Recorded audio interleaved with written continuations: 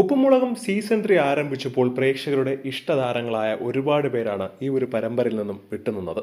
അതും എന്നേക്കുമായി. പ്രത്യേകിച്ചും പരമ്പരയുടെ പ്രധാന കഥാപാത്രങ്ങളായ ബാലുവും നീലുവും വരെ ഉപ്പുമുളകും സീസൺ 3 ഉണ്ടായിരുന്നതല്ല.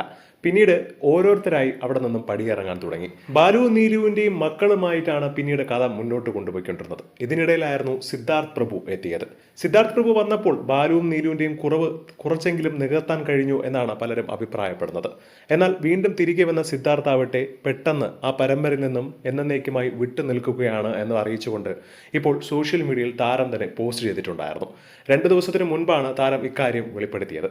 ഇനി താൻ ഉപ്പുമുളകിന്റെയും ഭാഗമാകില്ലെന്നും ഇനി വരുന്ന എപ്പിസോഡുകളിൽ തന്നെ കാണാൻ കഴിയില്ല എന്നാണ് സിദ്ധാർത്ഥ് പ്രഭു അറിയിച്ചത്. പക്ഷേ എന്താണ് യഥാർത്ഥ കാരണമെന്നും ഇപ്പോഴാണ് സിദ്ധാർത്ഥ് പ്രഭു വീണ്ടും ഉപ്പുമുളകിലേക്ക് തിരിച്ചു വന്നതെന്നും എന്തുകൊണ്ട് ഇങ്ങനെ ഒരു തീരുമാനമെടുത്തുവെന്ന് ഒരുപാട് പേർ കമന്റ് ചെയ്യുന്നുണ്ടായിരുന്നു.